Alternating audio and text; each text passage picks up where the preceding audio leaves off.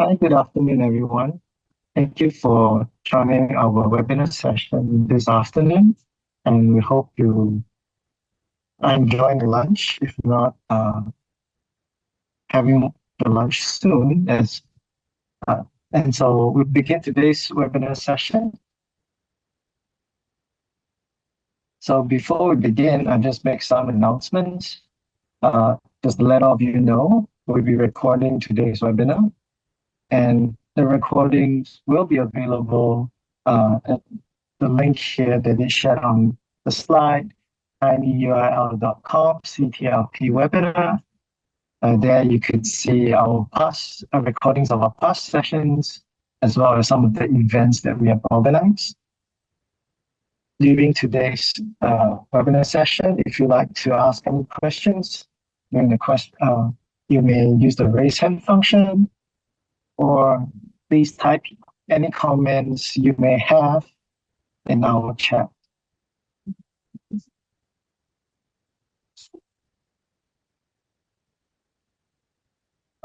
We also like to invite all of you to join our social media channels with Inspire, and you can scan the QR code on the screen to access or join our social media channels. And lastly, before we begin as well, we invite all of you to type in the URL or scan the QR code to share your feedback with us. And we hope to hear from you and anything you would like to share with us. So to begin today's session, we have invited Professor Kathy Takayama to join us today. She is the Executive Director for the Center for Professional Development and Inclusive Excellence at the Okinawa Institute of Science and Technology. So at OIST, Professor Takayama leads the development of programs and initiatives in professional development and capacity building for equity and inclusion for the entire university, which includes students, faculty, postdoctoral fellows, research staff, and so on. So she has over 20 years of experience leading systematic transformation for capacity building to develop high-impact, inclusive, and productive educational environments in higher education. She is also a recipient of national and international teaching awards and co-founded the International Society for the Scholarship of Teaching and Learning, ISOTL for short. So it is our pleasure today to invite her, to have her share with us about inclusive education. So I'll hand over to you, Professor Takayama. Thanks so much, JY, and thank you all for joining me today. I'm grateful for the center and Premin for inviting me, and I hope we'll have some robust discussion. So I'm going to share my screen, and let's get started. Okay. Oops. Okay. All right. So you should have received through email some handouts. Don't worry if you haven't had a chance to read them. I usually like to give my handouts in the beginning so people will have them later to refer to, so you can actually get and apply them right away should you wish to. But I'll be talking about some of these topics during my talk today. So the goals that I have for us today are to learn about students' sense of belonging and how that directly affects their ability to learn. I'm also hoping that I could show you the ways in which some standard assessment practices end up impacting students disproportionately. And then finally, I want to talk about the ways in which we can very easily employ inclusive practices that result in significant gains for our students without requiring any major course revision or major time investment. And that's really important because we're all busy. And I think that I would like to dispel the misperception out there sometimes where people think that, well, if you're going to really truly engage in inclusive practices and create a course and a climate that provides that inclusive pedagogical experience, that there has to be a complete overhaul. And that's absolutely not true at all. All right, so those are our goals for today. And I'm trying to change, sorry, for a moment. My screen is really not cooperating. There we go. Okay. So I'm going to start off with a story and an experiment about women and physics. And this story goes as follows. It's actually a seminal piece of research, but it had been true for decades that there was a full grade point average difference between women and men in introductory physics in the United States, where it has been tracked. I don't know about other countries. But regardless of institutional type, whether it was a top research university or a smaller liberal arts college, there was always a full grade point average difference in the intro physics class. And so forever physics professors and universities could not figure out how to close that gap. Because if you look at the incoming grades, if you look at the GPAs of all the students, their test scores, there shouldn't be that gap between women and men. And they had tried so many different interventions, such as creating study groups, creating women in science groups, providing additional curricular activities. But none of that was changing the huge difference in the aggregate. And it just so happened that a number of researchers that were based at the University of Colorado Boulder, where the Nobel laureate Carl Wyman's Physics Education Research Center was, they decided to try a very simple intervention. And what they did was, in the introductory physics classes, they implemented a 15-minute writing exercise, and they asked the students to circle 2 or 3 most important values from this list that you see before you, and describe in just a few sentences why the students thought that they were important to them. And you could tell that this list has nothing to do with physics, but they engaged in this exercise. And then over the course of the semester, they did 2 more similar types of activities where they were focusing on the students on reaffirming things that were important to them. So they did it once more in the middle of the semester and then again at the end. And what happens is when they do that, they find that the women's grades increase from an average of C to a B. And the men's grades were totally unaffected in comparison to past years. And this was really, really interesting because everything they had tried in the past had not changed anything, but just simply having that exercise, writing about things that they valued, moved the needle. The experiment was very elegantly set up because they had a control group. So this was a large end. The students in these classes are about 200 or 300 students.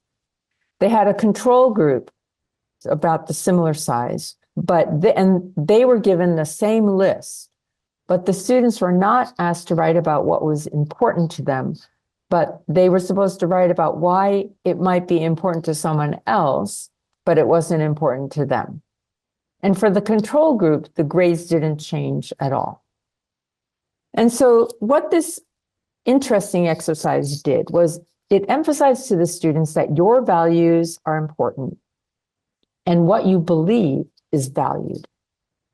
And simply doing that changed their ability to do well in the course. Nothing else in the course changed. So effectively, what this has done to the students is to make them, those that perhaps did not feel that the physics classroom was for them, or they had some kind of stereotype threat, they were focusing on this experience of belonging and the fact that they had something to contribute. And it turns out that the benefits were the strongest for those women who tended to endorse the stereotype that men do better than women in physics. So this particular exercise is called a values affirmation. And what values affirmations do, whether this happens in the classroom or in other societal contexts, is that it reduces stereotype threat, meaning being at risk of confirming as a self-characteristic a particular negative stereotype about one's group. And for the students, for the women in the physics class, it actually affirmed to them that they were belonging to a community as opposed to being enrolled in a course. And the implicit message that you belong and your contributions are valued removed the stereotype threat that women in physics had been feeling, whether they were conscious of it or not, in the physics classroom. Now, this phenomenon has been repeated in numerous other studies. There are just 3 over here, but there's so many other studies that have shown this. I'm a scientist, so I'm always reading scientific examples, but this applies to any other discipline and any other non-academic situation as well. And you can see that a values affirmation has huge outcomes for the impact on those that are often minoritized or feeling that experiencing bias. There's an example for music as well. And it also shows examples in other kinds of situations that are outside of the university classroom. So if we think about, well, okay, that was really pretty impressive, but what are some simple things we could be doing that can reduce stereotype threat in other ways? And they can be very simple, but they have huge impact. The ways in which you're writing your syllabus headings. If you start by saying things like your contributions and success in this course are important to me, and we're all here to learn from each other, or some variation thereof, simply the language that you're using in the syllabus, affirming those participants for whatever reason who might feel some kind of a lack of belonging or a stereotype that will be alleviated. And this has been shown extensively in school classrooms as well. Or even just guidelines and instructions on the kinds of assessments or assignments that you're setting. So I created this for you to critically analyze such and such and to think about your ongoing learning process. Again, we're alleviating the stereotype threat. Or the way in which you're framing your feedback. If you frame feedback as being reflective of your high standards for your student and your confidence in them to meet those standards, then again, it makes a huge difference in the performance of that student. So what we are doing then is, when we're talking about inclusive pedagogy or cultivating inclusive climates for learning, what we're doing is we're creating opportunities for student agency. And we're increasing their engagement with instructors, with other students, and the subject matter. Because what we're creating is a situation that's connecting their learning to their own experiences and passions and their aspirations and identities.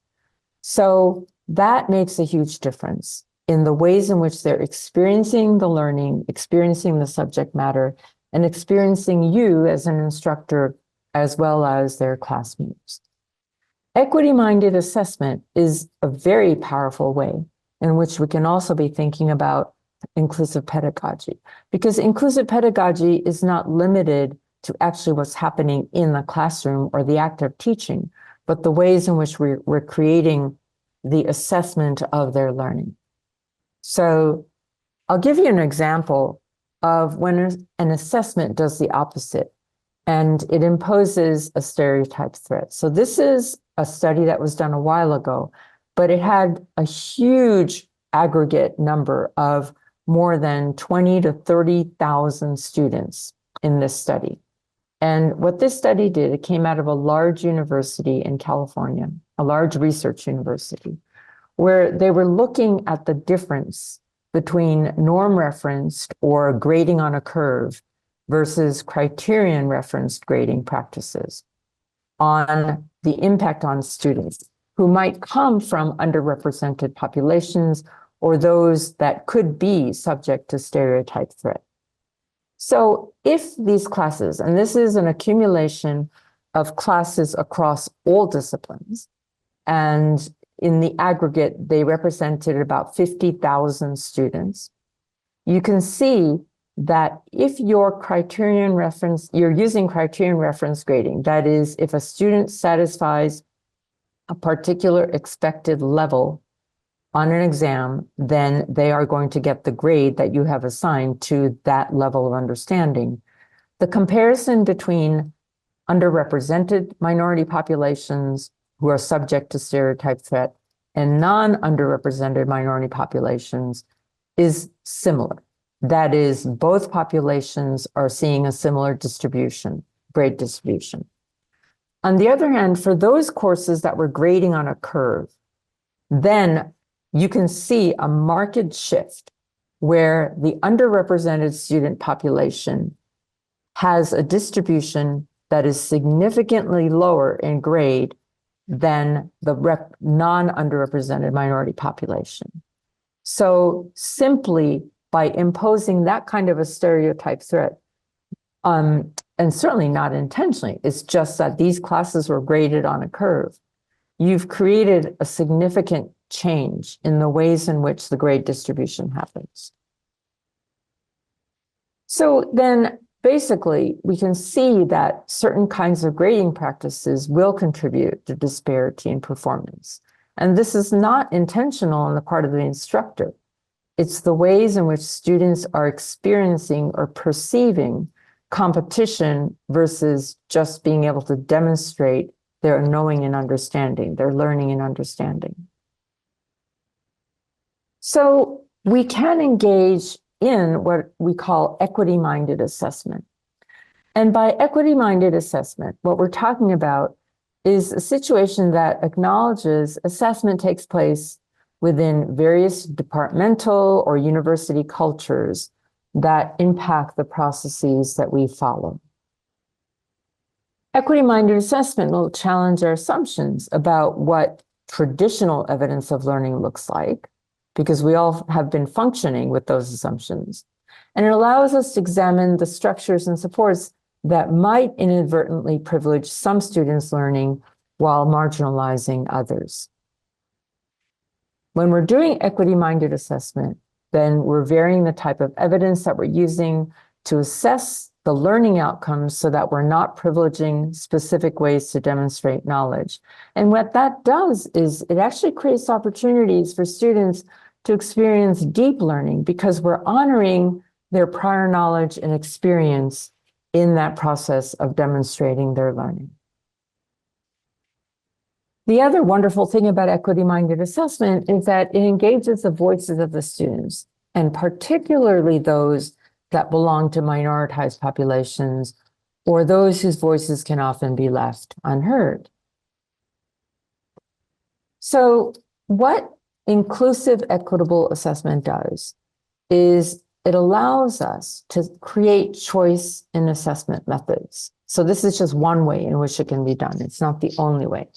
But if we create a way in which there's a choice in assessment methods, all things being still rigorous and equal, then it enables students to demonstrate evidence of their learning in a particular medium that can suit their needs rather than in a prescribed format. And that prescribed format, which we might believe has worked all this time, may inadvertently disadvantage an individual or group of students.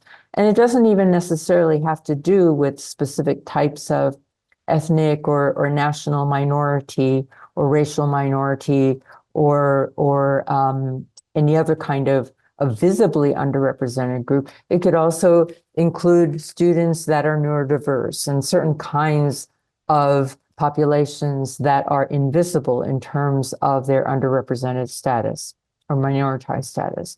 And so the impact of limited choice becomes positive for students, and it can result in greater achievement of learning outcomes. So I want to make sure that we know the difference between equality and equity. I think oftentimes in education, we tend to think that we are creating conditions of equality. And equality means, yes, everyone gets the same, regardless of if it's neat or right for them.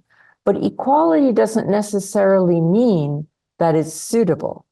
Whereas under the conditions of equity, everyone is getting what they actually need circumstantially in understanding what the barriers and the conditions and the context might be for particular populations. So I gave you a handout that walks you through in detail how one could create alternative assessments in a course. So I'm going to go through this very quickly since you could look through the handout in your own time. That particular handout is called Inclusive Equitable Assessment 7 Steps. So you have that already. And so basically the first step in creating those kinds of assessments when you're creating choice in assessment is to first think about the unit design stage. So which part of the course are you going to target? And what diverse choices might you consider that's going to be possible, that's going to be implementable for your particular subject matter? And then you'll think about how to develop equity, but also be very, very explicit about your expectations for student performance. Then the next stage, the implementation stage, is when you're actually implementing the assessment, but you also have to scaffold and support the process in that implementation. And then finally, there's the evaluation stage, where you will go back and evaluate the outcomes, and then you'll continue to adjust it and tweak it as appropriate based on how well or not particular aspects of it work. So when you're considering the unit, we're talking about the design stage. And so which units, because not every part of a particular course is going to be suitable for doing this. But is there a particular part of your course that is suitable for having options for students to demonstrate your learning in different formats? So here's an example of possibility. You could, even during the planning stage, you could invite students to provide ideas for creating alternative formats. Or you could also talk to your colleagues about it. And it's up to you to decide what's going to work. And then you're going to think about what the diverse choices are, because the students are coming in with different experiences, different strengths, different time management constraints, or different lifestyle commitments. So you're not trying to cater to everyone because you still want to maintain the rigor of your course, but you might be able to find different kinds of assessment formats that are still going to measure the same learning outcomes, but they allow the students to demonstrate that in different kinds of ways. And I would recommend that 2 options are often sufficient choice. You really don't want to start putting in too many because that's going to make things very complicated. And then here's the important part. What does equity mean? So you have to consider the equity of effort and standards and feedback. I've given you a handout called the Student Information and Equity Template. So it allows you to work through those different boxes to, let's say, if you're comparing assessment A versus assessment B, to make sure the rigor is going to be the same and both approaches are actually measuring for the same learning outcomes and the same level of learning outcomes. But it also allows transparency for the students as well, because you do want to make that template available to the students at the very beginning of the course so they can make an informed choice. So here's just a very simplified summary of what I have on that handout that I gave you. But let's say you have 2 options. So you would explain to them, well, why it might suit a particular type of student. What are your criteria? How are you ensuring that the marking, the grading, and the feedback is equitable? And also the workload is also equitable as well. And then you do want to make sure that your expectations are clearly explicit. So you might create examples of the assessment methods and you can make them available to the students at the beginning. So they're exposed to the formats that might be less familiar to them. And you should also be transparent about what criteria you're using for those different choices. So really, transparency is critical in inclusive pedagogy. And then finally, when you're implementing it, again, make sure the communication channels are very clear. Explain to them the rationale of your approach so that they can be empowered in their learning. And you should establish procedures for your students to communicate to you their decision on the assessment choice. The other really important aspect is to support the process itself. So it could be helpful, if this is the first time you're doing it, to allow some in-class discussion about the choices and for the students to discuss those choices with faculty or perhaps with some other students as well. Because you want to make sure that you're providing opportunities for feedback and advice on the assessment throughout the unit. Feedback is key, but again, that feedback should be relatively equitable. And then finally, you want to get feedback from the students on their experience. Some of the ways in which you might be looking at the feedback as you ask yourself is, did I achieve equity? What evidence do I see of a sense of empowerment of the students and perhaps some sense of belonging? Was there some anxiety? And find out what revolved around and what you might do differently next time when you encounter that. And then based on the feedback, you do want to make improvements for the next iteration of the course. So you could see that they're discrete steps. In the beginning, if you're doing this for the first time, you do have to be very careful, keep things simple. Don't try to do something too complicated in the beginning, but also allow for yourself the time and the intentionality to be very stepwise in developing this alternative assessment option for the students, and to make sure that there's transparency, communication, and feedback throughout. And it could also be, if you happen to be in a course where there's some team teaching involved, then absolutely, this is something that you do want to be discussing and coordinating with your colleague as well. There are also different kinds of assessments where you're going to integrate reflection and metacognition. And those also are related to inclusive pedagogy, because when you're doing that, you're again connecting to the student's own prior knowledge and experience. And sometimes it allows you to get them to analyze their experience or background or personal passion in relation to a particular topic that they're learning about in the class. And so ways in which I have seen this done with other faculty is sometimes they might be writing a letter to a friend or relative about that subject matter. And it's interesting because that's a big difference between writing a lab report versus explaining to someone their understanding. And now they're really sort of drawing on their own personal experience. There's an intentionality and a desire to connect when you're writing a letter versus just reporting on something. And then there are other creative ways of doing this as well.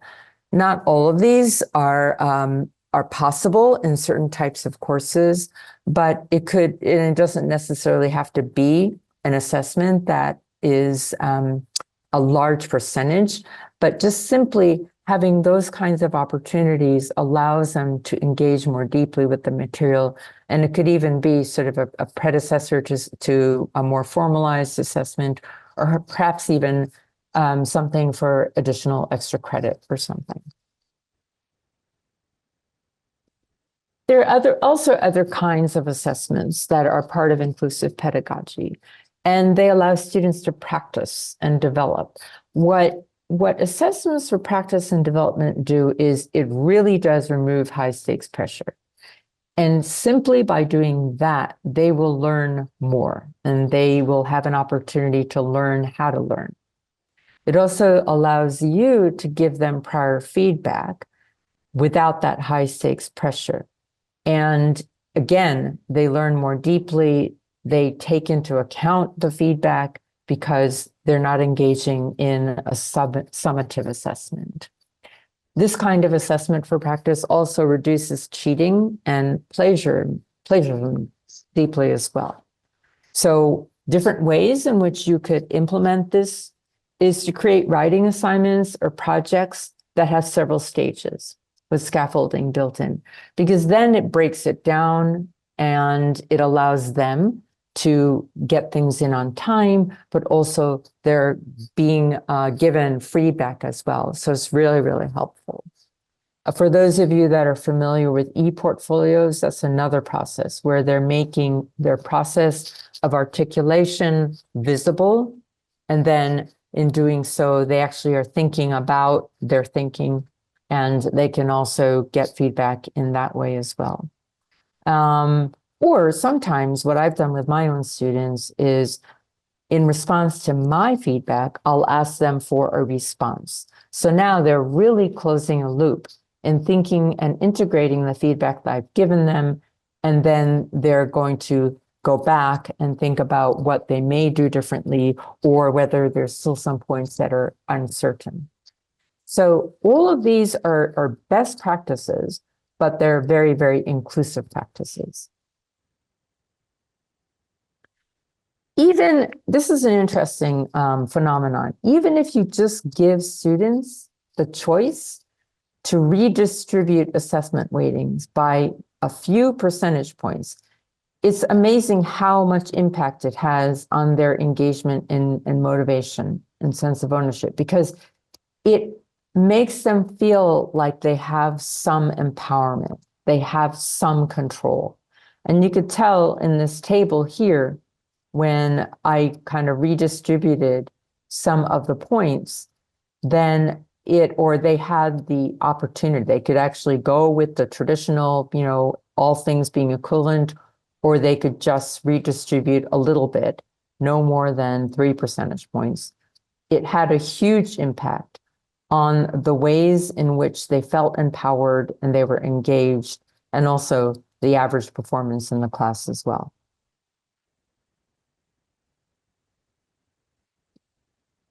And now I'm going to tell you a little bit about another way in which you could create empowerment and student agency if any of you are ever teaching on Zoom or you have a hybrid course where sometimes you're face-to-face and sometimes you're online.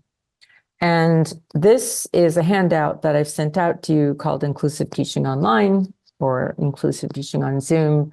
And what this does is these small acts, which is what I'm calling it, and these are just simple self-questions. They invoke students' metacognitive awareness. But what it does is it also creates community and a sense of agency. And this particular handout, and this isn't the whole thing, but it just gives you a sense of what it is it breaks it down into 3 parts when they are engaging with an activity, whether it's actually a class lesson on Zoom, or whether they're about to embark upon an assignment or project, or they're getting ready. They're in the process of studying for a quiz or an exam. And what these small acts do is you're getting them to think about what they're going to do when they're planning, and they're setting goals for themselves. But again, these are not huge, lofty goals that can seem to be too big and overpowering to practical. But I call them small acts because they're broken down into, well, what are you actually going to do for this lesson, for this session, right? We're not talking about how are you going to study for this course. But by breaking them down into small acts, it has a huge difference on the student's sense of being able to prepare, and they'll actually do it, or even feeling like they have some agency in what's going on. And it's also helping them monitor themselves, because while they're engaging in the Zoom lesson, or they're engaging in working on the project, they are holding themselves accountable. What questions do I have? What connections am I making? What strategies am I using? So it's a very simple way to get them to think metacognitively with very, very practical questions. So it's helping them learn how to learn, but it's coming in bite-sized chunks that are manageable.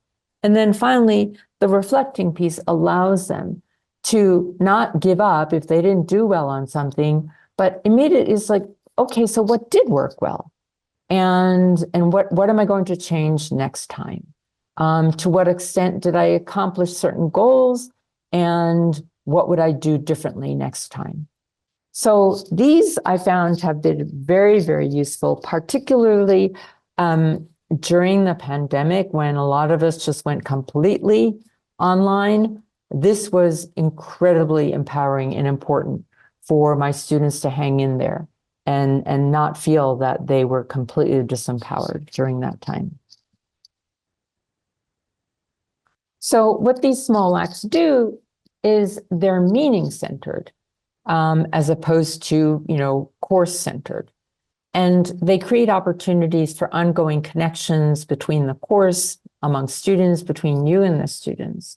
And again, it allows them to start feeling like they're belonging to a community versus being enrolled in a course, because it does affirm their identities in different ways. So that is an overview of things that are practical and that you can implement. And I want to now go into a lot of discussion because I want to be able to answer questions and discuss different aspects. If there's anything that I haven't addressed, then I would love to talk about them as well. And any other questions? So I'm going to stop sharing and go into the discussion part. Thank you very much, Kathy.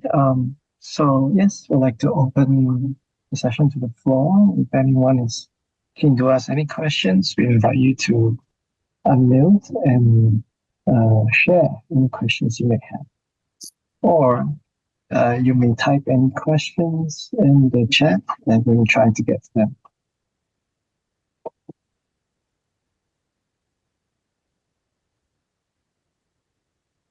Yes, I think Angela has a hand raised.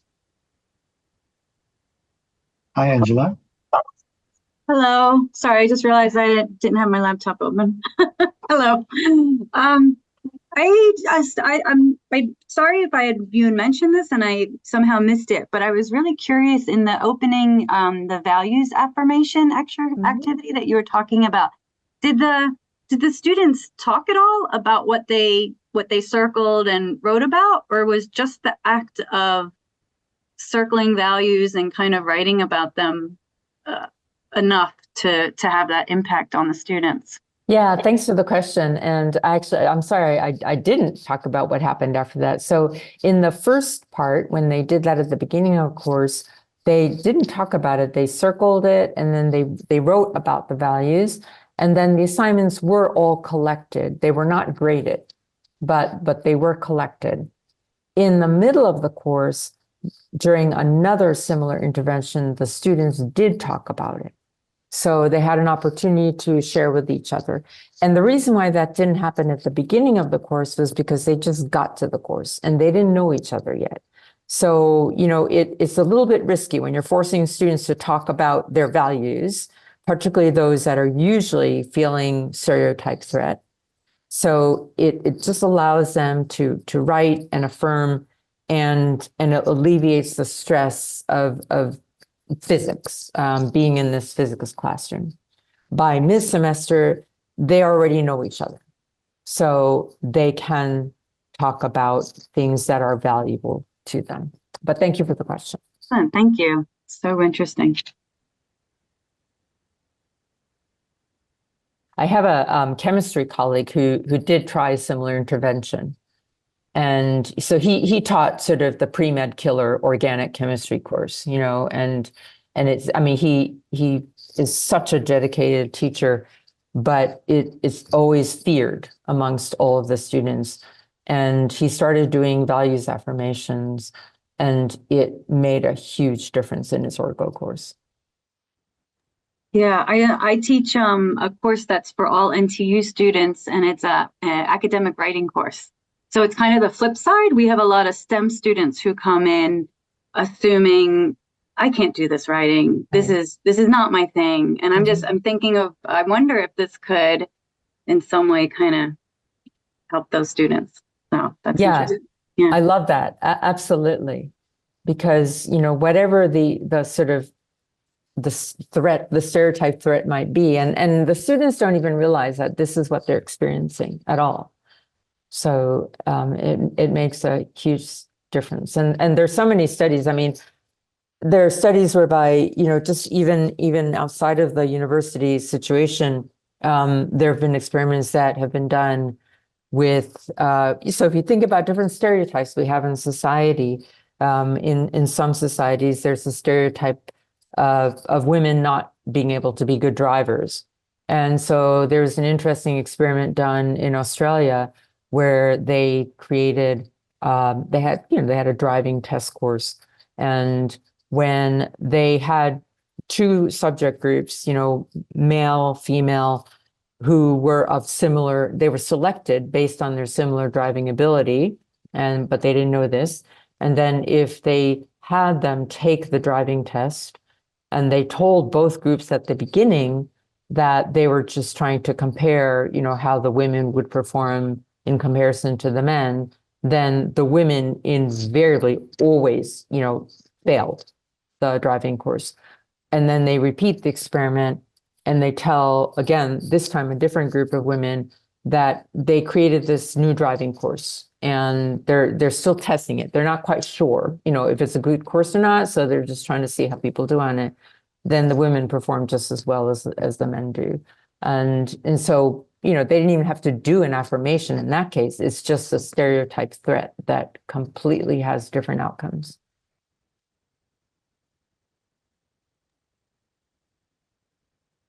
Are there any other questions from the audience? If not, perhaps I'd like to have one of my own. I'm just wondering, Kathy, if you, I think with inclusive pedagogy practices and with all the influence of like generative AI today, I'm just wondering, in your experience, can you speak to what may be or are some of the tensions with these two coming together, or any unique ways of implementing or even having both working together? So I want to make sure I understand your question. Are you asking how generative AI has a role, possibly, in the ways in which we teach or create assignments? I want to make sure I understand. Well, I would say it's how generative AI can support or have tension with inclusive pedagogy. Yeah, thank you for the question. So it's interesting because as we know, generative AI is based on the data that are continually aggregated and utilized. And so it turns out that in general, generative AI is still biased. Because if you think about the majority data, I mean, it is still learning, and if you can actually feed it particular data sets, I suppose it will improve. But I've seen studies where we're looking at the ways in which there are certain assumptions that come in with generative AI creating certain documents or even synopses and summaries. And the language often ends up being implicitly biased. It's subtle, but we don't even realize that it is being generated that way. Or also in the ways in which generative AI is being used to quickly screen through letters that are submitted or documents. So I think that what we've learned, and there's some really fascinating researchers out there that are showing the ways in which we are looking at data sets for use in teaching or different kinds of examples that allow you to show large data sets for the ways in which you're trying to demonstrate a particular phenomenon behind it has bias in different forms. So I think a really interesting way in which to use this is to engage with the students and in partnership to say, what can we see in here whereby is there a particular biased perspective, right? Or a particular biased preference in this example? And then it allows the students to be engaged in looking at that and critically looking at it, as opposed to accepting things at face value. So I find those to be really, really powerful pedagogical tools to do it that way. I don't know if I answered your question. I think you have. Thank you. There's a question in the Q&A asking, to what extent does the learning experience have to be personalized to empower individual students? For example, giving them the opportunity to revise assessment weightage. So I think that, so one of the myths that I'd like to dispel is that faculty don't have to feel that they have to go to great lengths to individually personalize learning experiences. With the exception of accommodations, because yes, we have accommodation requests that we do want to be attentive to.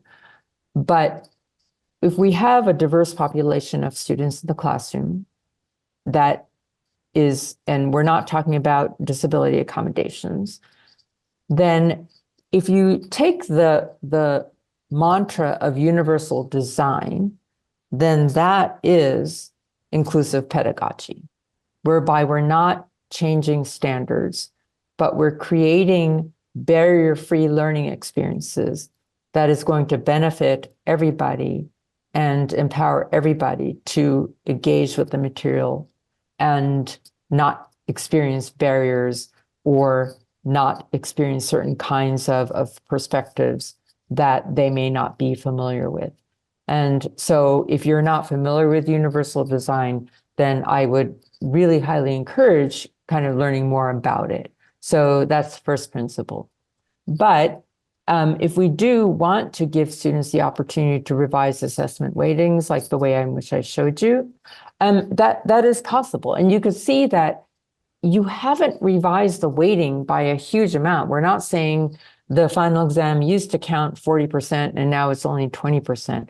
Just a few percentage points seems to have a huge impact on the psychology in which students are feeling like they have some control or not. And particularly for those students that feel that certain kinds of assessments they seem to do better on than others.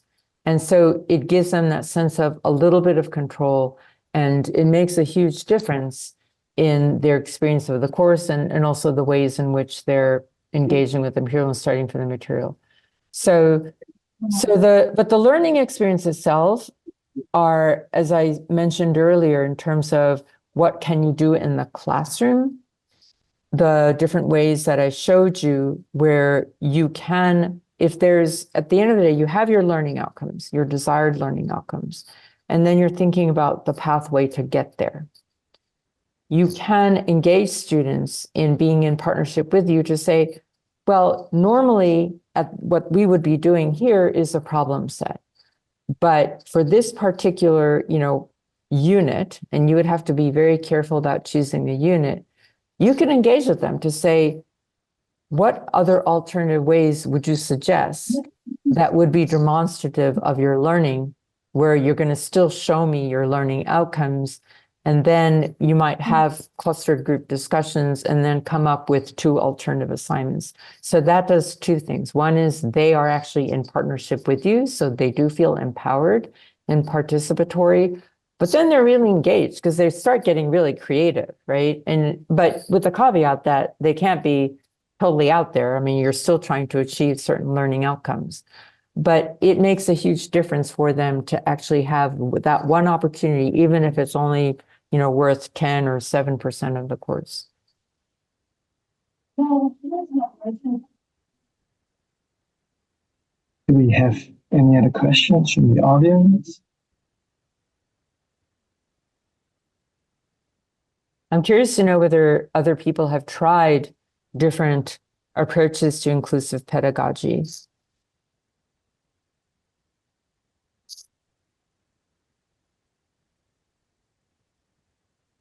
Or syllabus design. Well,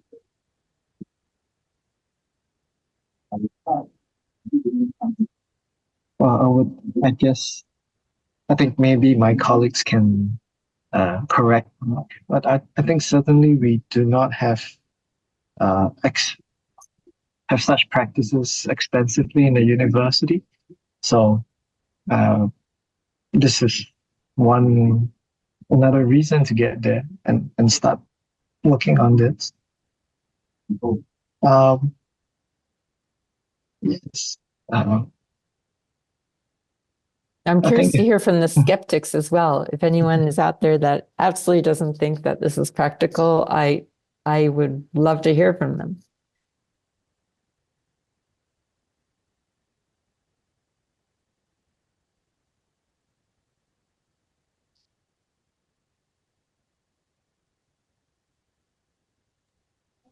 I guess I'm not a skeptic at all. However, I think this is really essential.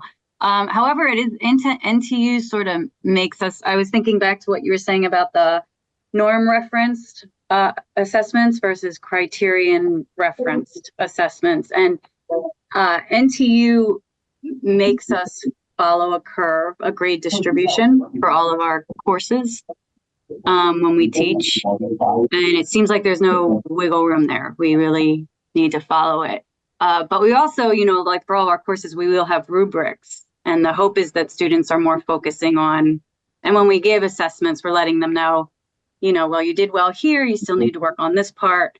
So the qualitative feedback is, at least for the courses that I run, are based on the rubrics, on the sort of criteria that we're hoping, the learning objectives that we're hoping that they're going to work on. But I guess I'm wondering, for those of us who are really stuck with the norm referenced assessment system, if you have any thoughts about how we can, lessen that sense of competition that might sabotage some students before they even start doing the work. Yeah, that's tough, because if you're forced to do norm reference, then that means that you're structurally imposing competition. It's just like there's no way around it, right? Because you're grading only a certain percentage of students will get an A, and that's it. So I think in that particular instance where you have no choice, then I do feel that values affirmation opportunities are really important, because you're trying to alleviate that feeling of competition. And for whatever reason, if there's students there that feel that, they are going to underperform, you do want to alleviate that. And then the other thing in a course like that is feedback is so critical, formative feedback, and really kind of, your iteration of your expectation for everyone to be able to perform to those standards, that you really expect that everyone is going to be able to do well. So I do empathize that if you don't have a choice, then you'll have to figure out what can you do to empower students. It's interesting because right now I'm really excited about this project. I'm working with a colleague in another university. This is not an undergraduate course, but it's a graduate level course. And we're turning the paradigm of the course inside out, where we're empowering the students. Since they're grad students, they already have content expertise and subject matter expertise. So we are creating opportunities for the students to create assignments and components in the curriculum that draw on their lived experiences and identities. And so we're reshifting, retelling the narrative of that course by using the collective diversity of the students. And what that does is, because as scientists, we already have, our biased experience of the ways in which we taught these subjects. And I think in the sciences, we tend to believe that science is agnostic, but it's absolutely not, because if you read all the textbooks, then you can see that there's an absolute privileging of what kinds of examples are shown, and who these what types of discoveries and who's behind them. So we've decided to bring in the voice of our diverse population of students in retelling those same concepts, with the same rigor, of course. So there are ways in which you could implement this into your course as well, if it's an undergraduate level course. My colleague actually created an optional assignment for her students in her science course, where they took a scientific concept, and this can be done in any subject, doesn't have to be science, but they took a particular concept or phenomenon, and then they were given the opportunity to describe it and show some aspect of that subject matter through a project that was deeply meaningful to their identities, to what mattered to them. It didn't even have to be their identity. Identity is, what did they value? And the students were extraordinarily creative, because so it gave them courage to choose some of the most difficult topics, not the easy ones, but the most difficult topics. And then they created something that was so extraordinarily powerful, but in terms of the content and the discipline, it was absolutely at a top level. So it makes a huge difference when the students are engaging and connecting to something that is of value internally, but also how are they trying to explain that? So that was a really great assignment. There's another question in the Q&A about, does a competitive culture necessarily work against inclusivity? So that's a great question. It doesn't automatically necessarily work against inclusivity, because we all live in competitive cultures, and that's the nature of our universities.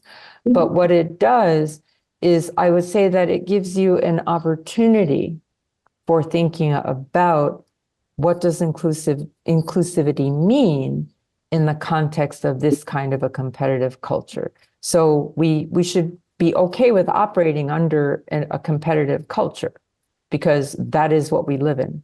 But given that it's a competitive culture, then how do you empower our students to learn about really not feeling that they have to hide themselves, they have to leave themselves at the door and be someone that they're not, right? Because you can still be competitive, but feel empowered to be okay with all of the backgrounds and experiences, whatever you've had. Or even from some students,